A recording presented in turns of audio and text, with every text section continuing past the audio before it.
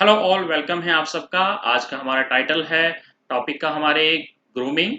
और ये आपके जो आपकी टेक्स्ट बुक है एम्प्लॉयबिलिटी स्किल की, जो आपकी बुक है 9th क्लास की, उसका यूनिट 2 का सेशन नंबर 6 है, लास्ट पार्ट है ये। एंड इससे पहले भी हम कुछ सेशंस कर चुके हैं, तो अगर आपने वो नहीं देखे हैं तो मैं रिकमेंड करूंगा कि आप वो भी देखें। एंड ग्रूमिंग हमारे लिए बहुत ज़्यादा इम्पॉर्टेंट है, तो आइए बगैर देर किए इसको स्टार्ट करते हैं। और मैं रिकमेंड करूंगा कि आप इसको पूरा कंप्लीट देखें एंड तक, थोड़े पेशेंस के साथ। तो आइए स्टार्ट करते हैं। Grooming is very important now days. आज के टाइम में ग्रूमिंग बहुत ज़्यादा इंपॉर्टेंट है, क्योंकि हम सभी चाहते हैं कि हम जो है अच्छे नज़र आएँ, we look nice. And when we go to out in public and we want to present our self in best light. जब भी हम बाहर जाते हैं कहीं पर भी पब्लिक प्लेसेस में, तो हम अपने आप को सबसे अच्छा जो है वो कह सकते हैं दिखाना चाहते हैं। So if we don't brush our hair and don't dress in nice clothes, अगर हम अच्छे से अपने हेयर फॉर्म वगैरह नहीं करेंगे, अच्छे से हमें हम अब जो है क्लोथ्स नहीं पहनेंगे, people are going to look at you as someone who doesn't care about anything. तो लोग हमें समझेंगे कि हम जो है उनके बारे में केयर ही नहीं करते, यानी हम जहाँ जा रहे हैं अगर हम उस तरीके से ड्रेसअप नहीं होंगे तो पीपल हमें थोड़ा सा इग्नोर करने लगेंगे। It is also important to groom due to hygienic reason. Hygienic reason से भी हमारा जो है ग्रूम करना ज़रूरी है।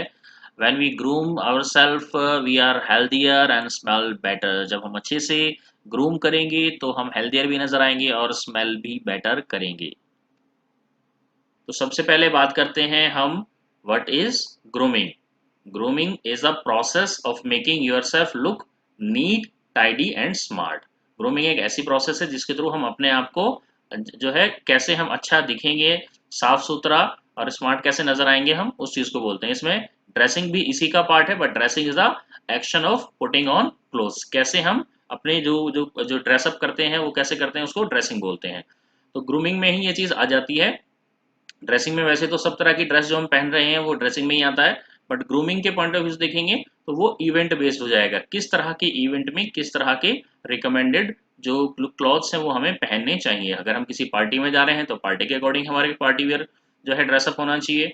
अगर हम किसी जो है शादी को अटेंड कर रहे हैं या हम कहीं स्कूल जा रहे हैं तो स्कूल के अकॉर्डिंग हमारा जो यूनिफॉर्म है वो होनी चाहिए। या हम किसी स्पिरिचुअल अगर हम कोई इवेंट अटेंड कर रहे हैं तो उससे रिलेटेड आपको लगता है कोई क्लोथिंग है तो आप उसको वेयर कर सकते हैं। तो यानी जिस भी तरह का हम इवेंट अटेंड कर रहे हैं तो जो उसका कॉमन आपको लगता है कि हाँ जो ड्रेसअप का तरीका होना चाहिए वही हमें फॉलो करना चाहिए। Now talk about the dressing and grooming are important because they help us. हमारे लिए क्या मतलब किस तरीके से हमें हेल्प करते हैं, क्यों इंपॉर्टेंट है हमारे लिए dressing and groomings, because it help us to make us look smart. हम जितने अच्छे से अपने आप को ड्रेसअप करेंगे, ग्रूम करेंगे, हम उतने ज़्यादा स्मार्ट नज़र आएंगे। It feels confident about our self. तो जितना ज़्यादा हमारा ड्रेसअप अच्छा होगा उतना ही ज़्यादा हम कॉन्फिडेंट भी होंगे। It makes a good impression of our self. और हमारा, क्योंकि कहते हैं कि first impression is the last impression. तो अगर हम कहीं भी अगर फर्स्ट टाइम जा रहे हैं, कहीं भी किसी से मिल रहे हैं, तो जितना अच्छा हम ड्रेसअप होंगे, जितना हम कॉन्फिडेंट होंगे, उतना ही अच्छा हमारा जो है इंप्रेशन भी रहेगा। Now some examples of good dressing and grooming किस तरीके से हम कर सकते हैं। We can wear clean clothes, we can clean our face, we can have short hair for boys and neat and tidy hair for girls. It depends again event किस तरह का है उसके बेसिस पर। एंड मिनिमम और no flashy things in your dress to school. अगर आप school जा रहे हैं तो स्कूल में कुछ इस तरह की कुछ ज़्यादा चमक दमक वाली चीज़ें जो है आपको पता है एसेसरीज वगैरह अलाउड नहीं होती हैं आपके स्कूल्स वगैरह में। तो जहाँ हम जा रहे हैं जो उसके रूल्स हैं हमें उनको ही फॉलो करना चाहिए ड्रेसिंग के लिए और ग्रूमिंग के लिए। Now there are some guidelines to follow for grooming and dressing. कैसी हैं वो देख लेते हैं एक बार। नाउ अगर क्लोथ्स की बात करें, cloth should be clean, NEET and iron. दोबारा से, हमारे जो क्लोथ्स हैं वो आपके आयरन होने चाहिए, नीट होने चाहिए। And shoe should be clean and polished. जो अगर आप शू हैं वो आपके अगर पॉलिश वाले हैं तो वो क्लीन होने चाहिए, पॉलिश भी होने चाहिए। चेन सॉक्स एवरी डे और always wear clean socks. Socks आपके हमेशा साफ होने चाहिए, स्मेल नहीं करनी होनी चाहिए उसमें। Keep accessories like belt, jewellery etcetera simple. अगर आप इस तरह के वेयर कर रहे हैं तो उसे सिंपल रखिए। इट डिपेंड्स अगेन ऑन किस तरह के इवेंट में आप जाते हैं, यूजुअली हमें इन्हें सिंपल रखना चाहिए। In certain jobs display of bodily tattoos and piercing is not accepted. तो काफ़ी जगह पर आपका ये अलाउड नहीं होता है प्रोफेशनली, तो हमें इसे अवॉइड करना चाहिए। And if you talk about hair, hair should be washed regularly to keep clean, आपके हेयर जो है वो क्लीन होने चाहिए और वॉश्ड होने चाहिए regularly. And simple hair style and well combed hair gives a smart look, जितना हम सिंपल उसको रखेंगे उतना हमारा स्मार्ट लुक आएगा। Now, if we talk about our face looks clean if you shave regularly, अगर आपकी शेव आती है और आप उसे रेगुलरली शेव करते हैं तो आप उसको रेगुलर रखना चाहिए। कुछ लोग बियर्ड रखते हैं तो उसको आप स्मार्टली उसको बियर्ड को रखेंगे। If you have moustaches, moustaches should be neatly trimmed, उनको अच्छे से ट्रिम करेंगे मुस्टैक्स को और बियर्ड को। And if you talk about teeth, teeth should be kept clean without any stains, brush the teeth twice a day to maintain dental hygiene. हमें अपने जो टीथ्स हैं उनको रेगुलरली ब्रश करना चाहिए, हाइजीन के पॉइंट ऑफ व्यू से भी और आपके ग्रूमिंग के पॉइंट ऑफ व्यू से भी।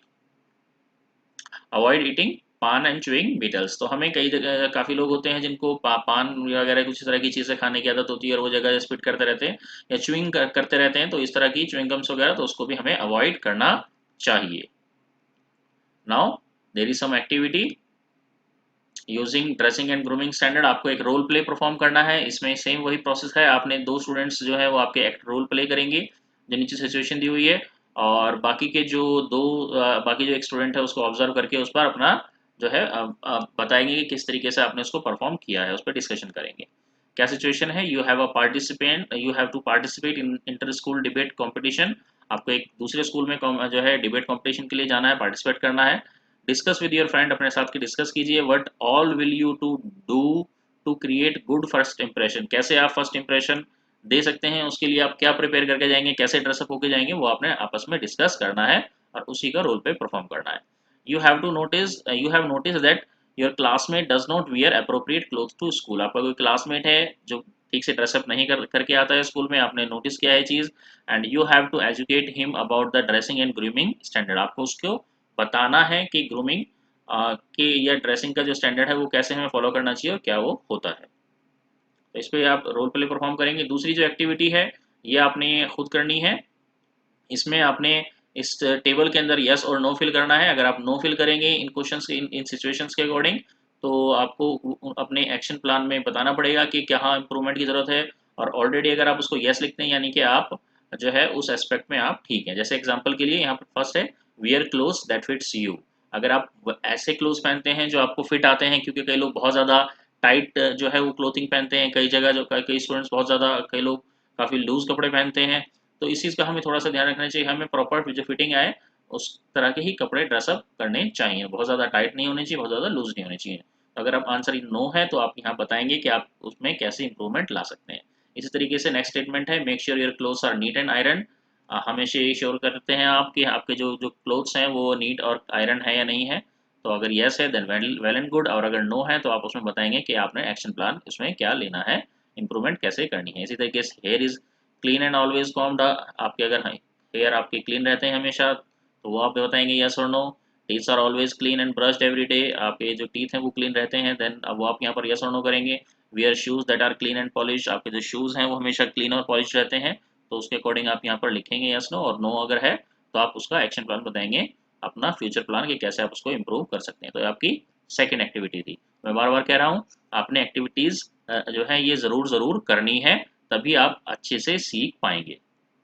Now what you have learnt from this video, now we are able to list the benefit of personal grooming, हमें पता है कि पर्सनल ग्रूमिंग क्या होती है, उसके क्या बेनिफिट होते हैं।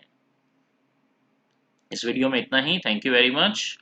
वीडियो अच्छी लगी है तो वीडियो को लाइक करें, चैनल अभी तक सब्सक्राइब नहीं किया है तो चैनल को ज़रूर सब्सक्राइब कर लीजिए ताकि इसी तरह की वीडियोस आपको कंप्लीट मिलती रहें। और कोई डाउट है तो वो आप कमेंट में पूछ सकते हैं। इसके अलावा अगर आप पर्सनल कांटेक्ट करना चाहते हैं तो मुझे फेसबुक पर भी कांटेक्ट कर सकते हैं, हमें फेसबुक पर भी लाइक कर सकते हैं, ये फेसबुक का लिंक नीचे दिया हुआ है। Thank you very much.